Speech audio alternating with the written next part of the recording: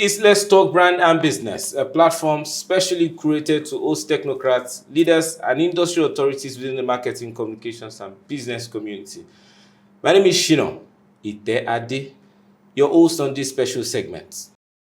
Today on Let's Talk Brand and Business, I have a special guest who has been a driving force in Nigeria's marketing landscape. My guest, the president of National Institute of Marketing of Nigeria, NIMN, is a seasoned leader with over 30 years of experience working with top multinational brands like Guinness, Coca-Cola, Samsung, and L'Oreal. Under his leadership, NIMN is pushing the boundaries of marketing excellence, setting high standards, and advocating for professionalism in rapidly evolving industry.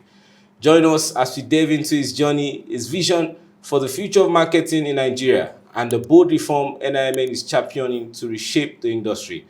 Viewers, please join me in welcoming Mr. Idy Enang, President, National Institute of Marketing of Nigeria. You're welcome to the show, sir. Thank you very much, Shina. It's good to be here. Now let's talk brand and business as we go into different issues. Now, there's a growing perception out there that you don't have to belong to NIMN to be the top shot in marketing here in Nigeria. Does that question the relevance of the institute under your leadership? Some even admit that maybe some CMOs are not even NIMN certified. It's not impossible, but we live in a lawless society, and very many people tread on the path of ignorance. And, what I call such notions are ignorance on fire. And when you are ignorant and you are on fire, you are not going to anywhere at some point to be quenched. But that said, it is possible. I mean, a lot of practitioners are non-members of the institute, but the question is it legal? Is it right? The answer is no.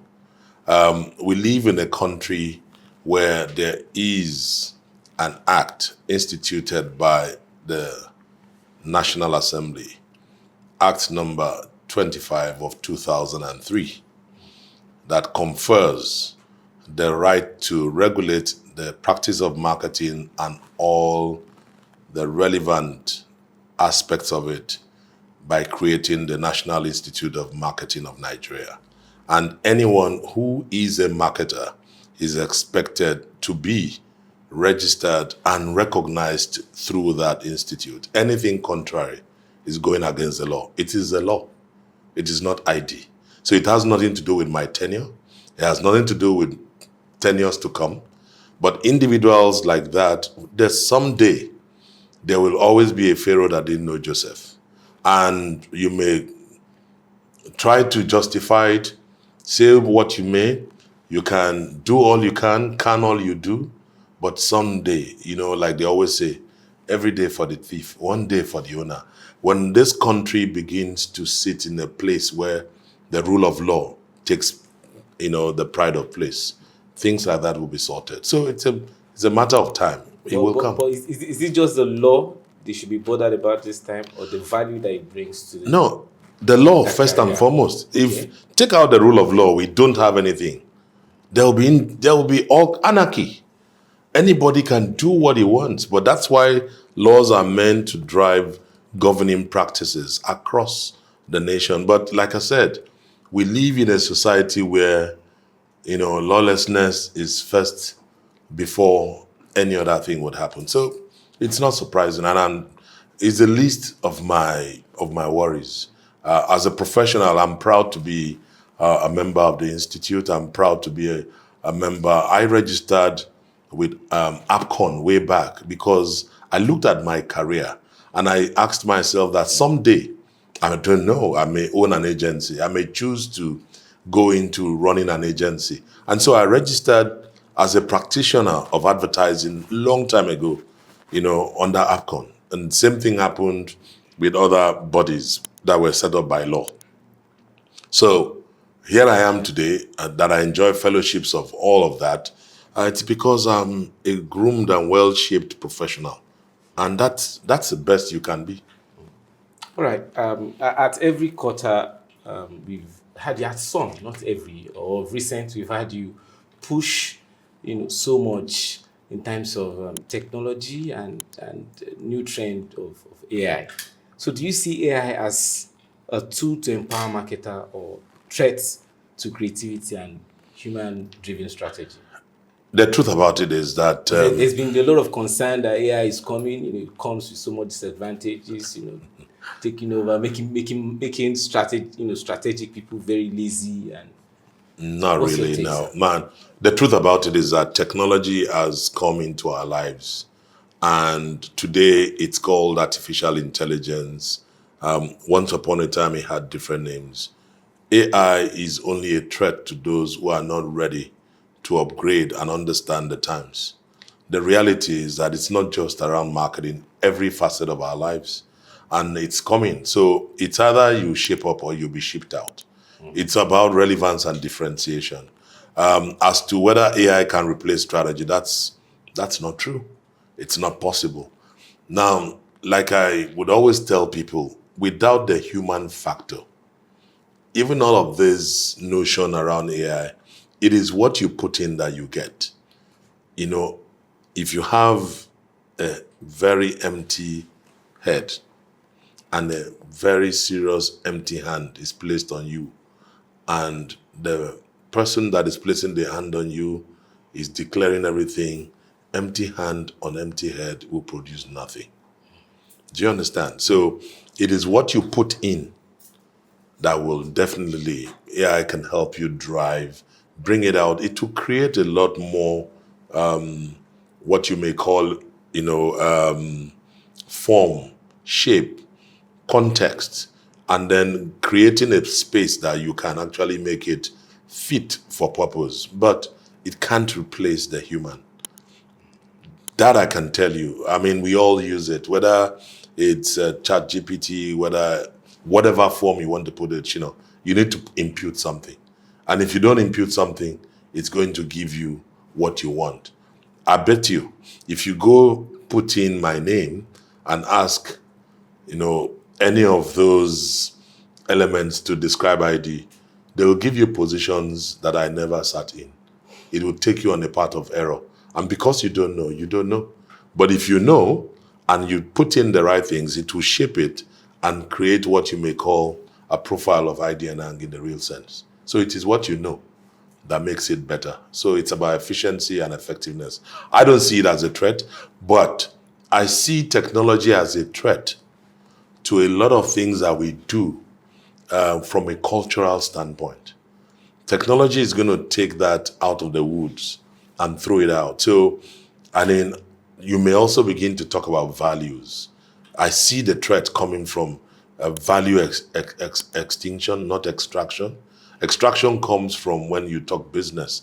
But when it comes to the extinction of values and cultural values, yes, there is a threat that could come because of technology and even AI, as you may see. Now, we are also going to move into a time when voice automation and all that. My language, I come from Idorenyen. I'm an Anang man. Now, the day you can translate what I'm saying, or I speak Anang and is able to turn it to English, is far from today. But somebody has to sit down and do that work to put it in and embed it. So someday, when someone speaks Anang, it will turn that Anang into English. So you can imagine how long that's going to take when we have not even sorted the majors, not to talk of the minors. So there's still, and there'll be improvements as we go on. But by and large, it's to just help. It's a sign of the times, and we just need to put ourselves in it. Okay, on the aspect that concerns you the most, what role are you playing as an association to help agencies, especially that are under NIMN, transition responsibly to AI powered marketing? Well, Is this going to determine a lot in the future within the practice of this? Yeah, you know what? I'm a stickler for mandate. The National Institute of Marketing of Nigeria does not have the mandate to empower agencies. It's the people. Okay. So now, if members of agencies, those that are members of the institute, But people manage the agencies. yes, but not, then you'll be going out of your mandate. So what would ACOM be doing? They just finished the NAC, and AI is one of the topics that they discussed. And they're looking for a format in which advertising and the regulatory part of advertising and communications through AI and with AI.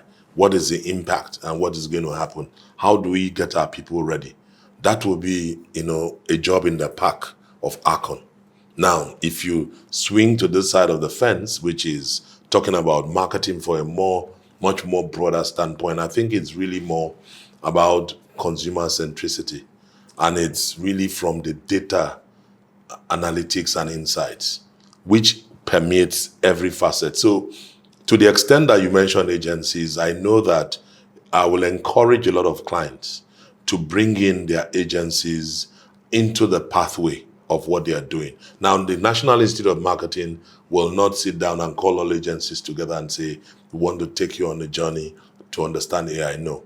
We will do what we need to do with our members for the community, and that should translate and transcend to all the different pipes, whether client companies, whether corporate organizations, whether agencies. But as to the direct, effort of trying to fix the agencies with empowering them and enabling them towards AI, it's not on the mandate of NIMN. And that you would not see as a clear-cut direction. But then, as a major stakeholder within the marketing communication landscape, I also like to hear your view on the millennials and Gen Zs, because you made mention of consumers now. So how the buying power, keep changing and keeps growing. So how should brands rethink the strategies to resonate with the digital native audience that we currently have? I mean, they practically live online now. So they practically live online, but there are still villages online. I'll tell you something. If I was a brand manager today, I will have to choose my battle. And there's something that you need to look at the spectrum. Whether it's my daughter who's in Gen Alpha, Gen Z, the millennials, and then, of course, you start going all the way back. So you focused on the millennials and the Gen Zs. The reality is that in today's reckoning, you would ask yourself, depending on your product line and what brand you must know your audience, and you must be able to ask yourself, how do I engage this person to become a lifetime, consumer or value extractor for me? And it comes from, again, going back to understand the person, consumer insights. You just said something now. You said they are digital natives. They are not just digital natives. They are, they are nomadic in nature. They in terms of work, today you hire a young professional, they rarely will spend 6 months, 9 months. They are always on the go. Now, is it good? Yes and no. Is it bad? Nothing is bad. But time will tell. Yeah, because when you get to a stage, the difference between the word statue, something that is static, and the word stature is the word R, responsibility. If a man has not been responsible to do things over a period, you can't gain stature. You will just be peripheral. What I fear is that if depth does not happen within the spectrum of this young audience, many of them are going to lack that stature.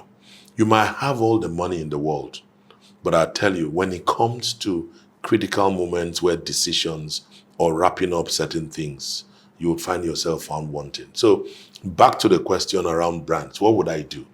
Is to look at the times and make sure that you are engaging. Now, marketing is not going to change from two things: recruitment and retention. R&R. Whether you like it or not, it's about recruitment, it's about retention. Irrespective of the technology. Whatever technology comes, you want to retain customers, The activities that you're going to have, in between, you're going to have all manner of adopters. So if I permit me to use drinks as an illustrative. Now, today, and this is where AI comes in, where technology will help you. If you can morph in the right data, I would like to know how many people drink me daily. Daily drinkers, weekly drinkers, monthly drinkers. Then nevers or lapsed drinkers and nevers. These are 5 fingers of categories of drinkers. What would happen to me? The man that drinks me monthly possibly was just once that he had an opportunity to take my brand. Now, what I will do is to find a way to move him from being a monthly drinker to a weekly drinker. Consumption, it means he has to take me a bit more frequently. All right? That's frequency of consumption. We're going back to the elementary principles of marketing. You will find that moving me next from being a weekly to a daily drinker. So from monthly to weekly, weekly to daily. That in itself tells you something that, or even a user of a product, whatever that product may be, that you need to. Once you're able to convert, so conversion is a big piece. Activities that you're going to use to move monthlies to weeklies, different from moving weeklies to dailies. Are you able to track it? You need that in today's reckoning. Because these set of consumers are driven by and motivated by something else. On one split second, it could just be what they've seen, and then they go for it, and you get carried away as a brand and say, I'm investing everything here, and the next day all of them are coming back. So you can't afford to go with the tide. You have to be solid in the infrastructure of knowledge. This is the time where intellectual sagacity and intellectual prowess from a data standpoint is going to speak. When I was brand manager for Coca-Cola, I went to Moremi in the University of Lagos. I sponsored the Miss Moremi pageant. Do you know why? Back in the day, I did that in 1998. Why would I go sponsor Miss Moremi, a beauty contest in Unilag? You know why? Because I realized that the favorite brand rating of brand Coke, then we're doing the research, favorite brand rating was very high. But when I tracked consumption, it was little or nothing, especially with females.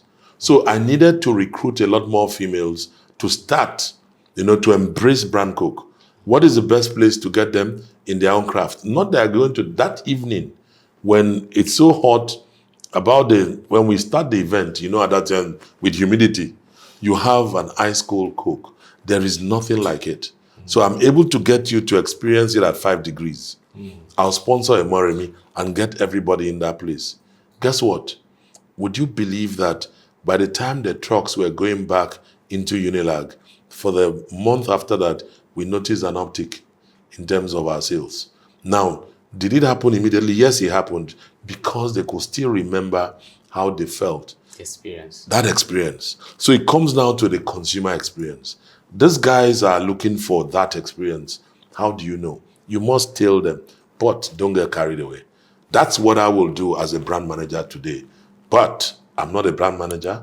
I'm a little boy that is just going through life and enjoying it. You manage brand managers. Well, that was then. This is now. I was a brand manager. God knows. You don't want to go there. 1994. That's how many years ago? Yeah, that's 30 years ago. Years ago. So. Yeah. So that tells you. All right. What unique qualities of these current consumers, the millennials, Gen Zs, should brands pay attention to, and how can they?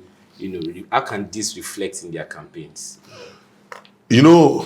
What I like about this. You've mentioned that now that they are nomadic in nature. In nature, they are. What other qualities should brand managers pay attention? I think their level of thinking. They are extremely diverse. They are not easily conscripted. So, in fact, they're irreverent. So while you tell them, take this, they'll ask you why. And what that does, it actually pushes you to say, give them the brand to create for you. So what I would do is to watch these young ones and hand my you know,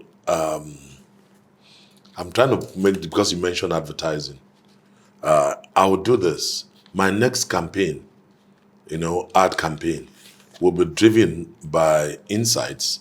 I'll garner information from them and take that information and give it back to them and more or less ask them to create the next ad. You will then put that in, like Coke used to have a Coke music. Why am I talking Coke, Coke, Coke? As if they are paying my You salary. were part of Beauty that brand. No. Yes, I was, and it's still in there. So you take the context and the content of what you've garnered, and you give it to them, and then tell them, "Hey, want to create the next ad." Now they will come through with you will see their different perspectives.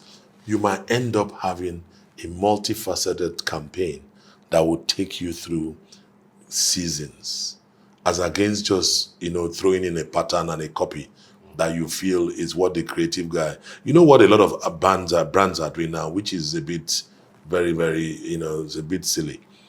They go with the fad. They just go with the buzzword. Whatever they are saying now, they build a campaign around it and they slap it on the billboard. They look for some fly-by-night production company. They cut and paste it and they put it on TV. And the ads just look awful. Get a proper system in place where the consumer now creates it, because now with technology and with social media, the tide has changed. Consumers now create the word, they promote what they feel is good for them, and they go against what they feel is not theirs.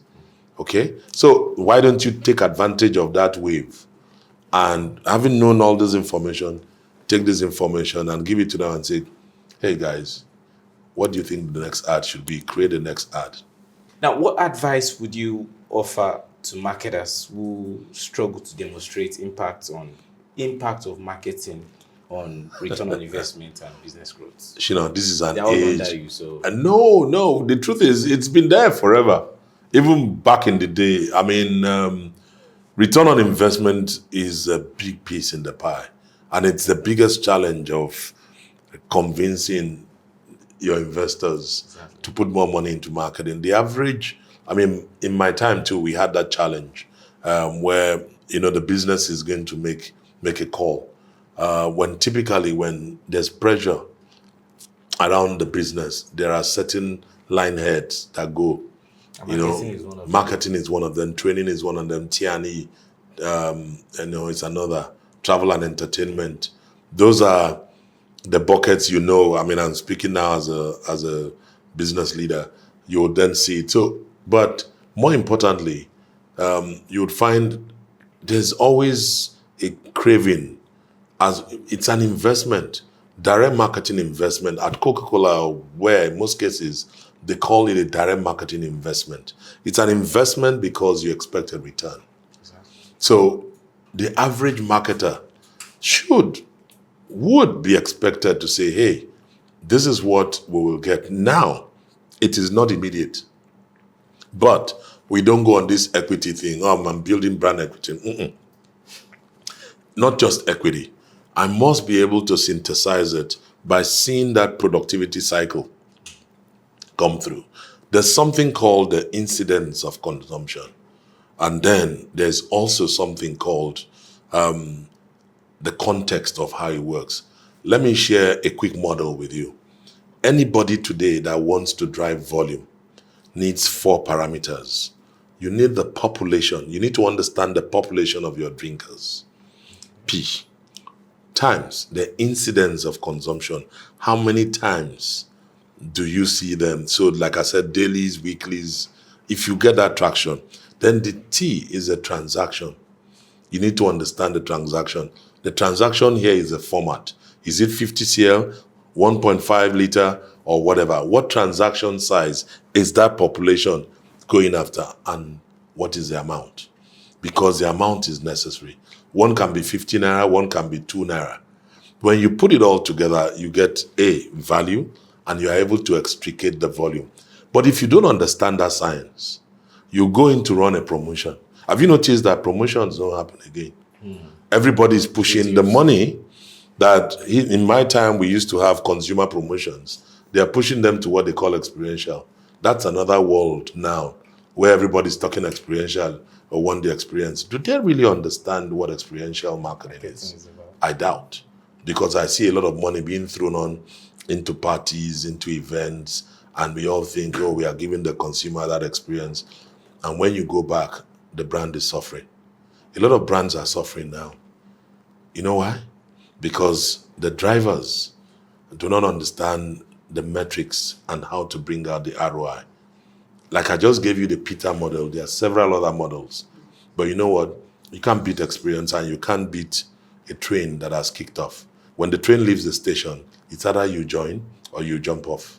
You just away from our regular question. You just dived into the experiential marketing agencies now. If you are to handle a marketing mix as a business leader or a marketing manager, a brand strategist, where would you allocate the largest budgets, considering traditional advertising, experiential marketing? First of all, it's not a one size fits all. Okay. It will also depend on what I'm selling. It's not a one size fits all. Remember what I said to you. Today, if you want to go, if you're a beverage company, maybe I should get more practical. Let me be practical. When I joined Cadbury as commercial director, they used to have Bombita breakfast show. Remember? Yes. I stopped it. My friend Roy Bruce and Ben Bruce, they didn't like me. He was Silverbird. Ben said to me, Idy, I'm going to squeeze your neck. He was just joking. But I stopped it. Why did I stop it? I was asking questions of what value is this in today's reckoning to what we need to do with Bombita. So it used to be, Cadbury breakfast show was great. Yeah. Now, I'll tell you how I turned that around. The amount of money that I saved, I took from that. I took that into an experiential dimension. Let me tell you the first. I went and asked our guys to do a survey of the estates within Lagos, within a certain catchment area, which will be your typical catchment for Bombita drinkers. So the company, went ahead. They did the survey, and I saw the number of estates. I saw the number of homes, households. And then what did we do? I put on foot soldiers, and they dropped a can of Bombita in each of those homes. 2 weeks after, we'll go back, pick some learnings, and say, how did you? They'll run it, and would I leave? Drop another. So in a month, I sampled 2 cans per home. Now the sales guys, all the outlets within those neighborhoods were now signed on. Supermarkets, hypermarkets, and your local groceries. They were signed up, and each of them had a token. If you want to buy, once you buy your Bombita from any store here, you are given this ticket. That ticket, anytime you buy a Bombita and get this ticket, that ticket qualifies you down the road to get a freezer. So as a household, you can get a freezer by the time you guys buy, I'm making this up, 8, 10 cans of Bombita, because they know you, they are in your neighborhood. You are drinking Bombita, you are telling me, oh, this is what is wrong with the taste. This is what the share of Bombita moved from 29% to 32% because I took it across the country in different cities. That's experiential marketing. I did that as commercial director. It's on the record. But today, it will be a jamboree. They will call everybody and they'll be dancing as Zonto. And then they say this is experiential. That's what I'm saying, There's a difference. If you don't understand the integrity of the product that you are selling, neither if you understand the fabric and the dynamic of your audience, and then with your creative thinking and business sense, there's nothing. Do you want me to shift to Samsung? I'll tell you about experiential marketing. Once upon a time, by the time I became managing director of Samsung, you didn't find Samsung phones everywhere. No. The first one we launched was when we launched S1. And then we launched Galaxy Note. At the point we were going to launch Galaxy Note, I said, and my guys, we said, listen guys, we must have live devices. And then the question was, Oh, people always steal. They come and say, no, we have to attach something to it. And how did we do so? They used to have dummies. If you go back, I was MD of Samsung when, even me, I'm almost forgetting stuff. 2010. That was 14 years ago. But I'm telling you, before then, if you go to a typical store, there are dummy phones that were put in there. When I came in with my colleagues then, Jude and Fadi Khatib, we said, no, we now need to put in live devices. You think that's what's happening now? So when you come in, why? Because we're switching from QWERTY, from feature phones to touch phones. So people need to touch. And at that time, it was about the UI. It was a user interface. That was UI. Then the UX was the user experience. Today, they are making a band of it. Yet, these are things that we've done 14, 15 years ago without making noise. Deep rivers flow in majestic silence. When you make too much noise and nothing is happening. So if I'm a business leader, I will not approve a lot of the programs that I'm seeing. If I was still in business I don't want that. But they believe the young generation flow more with rhythm and the dancing and no, it's a fallacy. But go and check. Are you converting? Remember, I said to you, you either are recruiting or retaining. They are flirtatious, and I'm saying that they move now anywhere belly face. Today, this brand is giving it to me. I need it. Pam, they are gone. That's why I said they are nomadic. They don't have any loyalty. See, when the chips are down, the people that are keeping brands alive are the older generation. That's where you find loyalty. The younger ones, if I'm to invest, I'm not going to invest a lot of my money with the Gen Zs. I'm telling you, invest enough to keep them running, but don't invest to stay because they will drop you by the next. So I would rather go up the chain, hold the spectrum of those that will bring loyalty because it's about frequency. It's when you come back and you drink me, when you come back and you use me, when you come back and you take me, when you come back and you hold me, that I make money to be retained as a business. But someone that just touch and go, I won't leave my money there. But they're the future of the market. I mean, you said future, not now. Okay. When they grow older, that's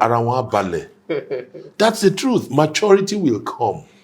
But for now, you see, I look at brands and I laugh. They say, oh, we are going after the young generation. They don't owe you any loyalty.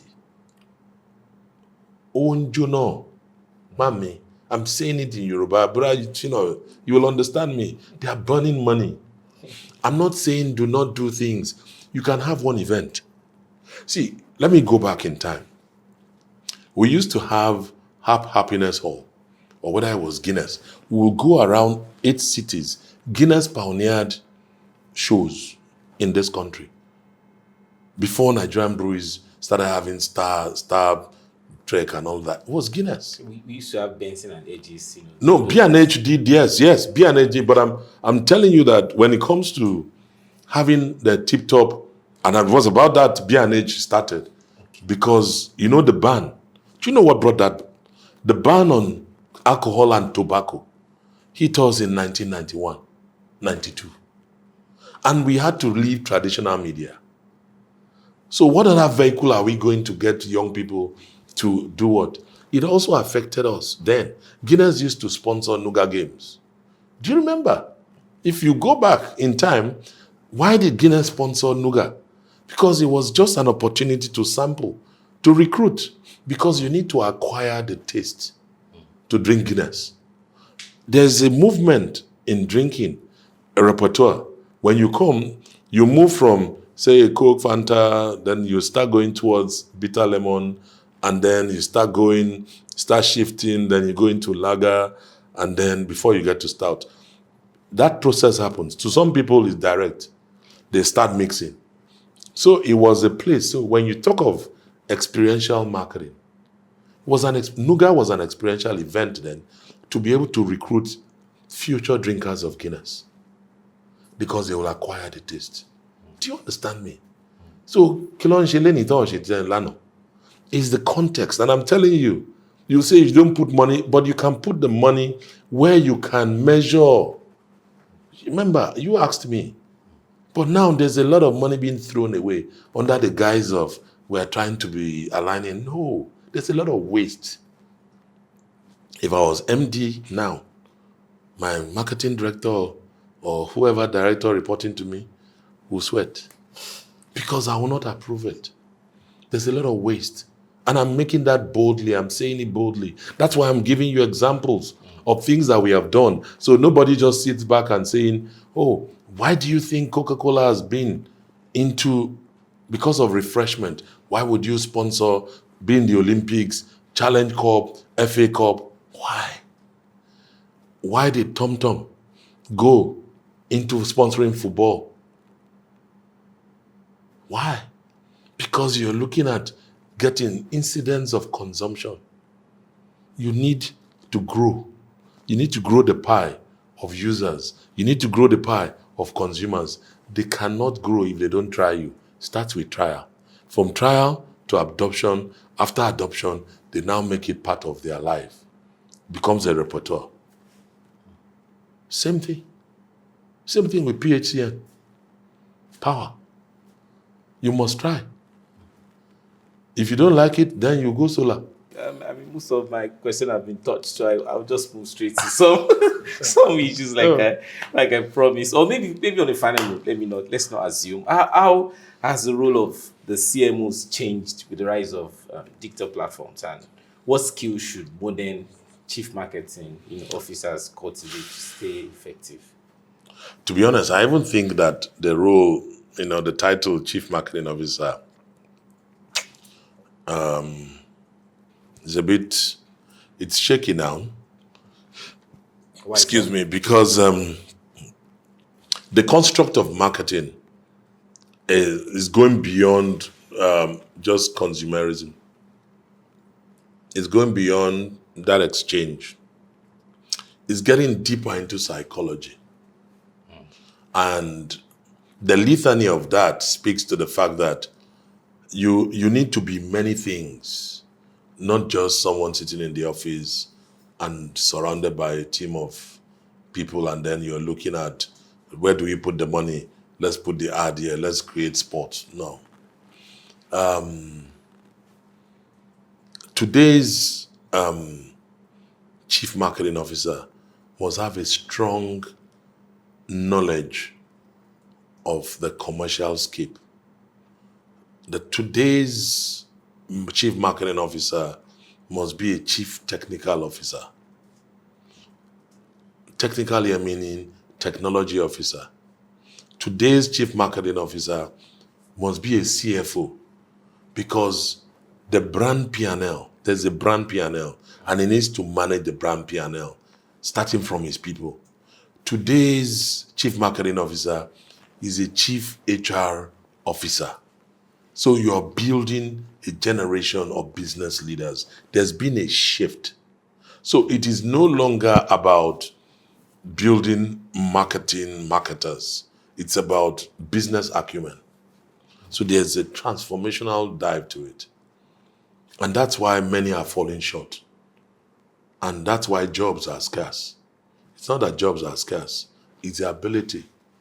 I tell you, with every sense of humility, I can step into the job of a marketing director, can step into the job of a sales director, I can step into the job of a strategy director, I can step into any HR director. Today, even as at this moment, I can. You know why? It's about competence. And I'm not saying I'm not trying to be egocentric. The pool of what you know is a function of what you are putting. Back to what I said. How much have you invested in yourself? How much have you immersed in the craft to become a master? So about mastery, today's chief marketing officer must be a direct contestant for the office of the CEO. But you don't find a lot of CMOs being translated to becoming CEOs. Why? The big question is why? Because of that, they're not that business acumen. So if you're going to count, there are very few of us that have been able to transit as marketing people and have been MDs I'm talking of Fortune 500 companies.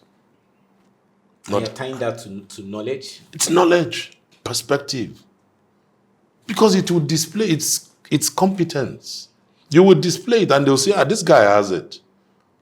It's business acumen. Nobody is dying. How many how many people have you recruited? No, that's for the boys. It's for assistant brand managers. But when you see some marketing directors today speaking to recruitment, it's a guy. Oh, strategic. You need to be at 40,000 feet. You need to be looking at the forest, not telling me the colors of the trees. They are too tactical. That's why there's a weight of the spend is going to tacticals rather than strategic. Thank you very much for having us. It's a pleasure having you on the show, sir, once again. Thank you. You made it happen. Thank you so much, sir.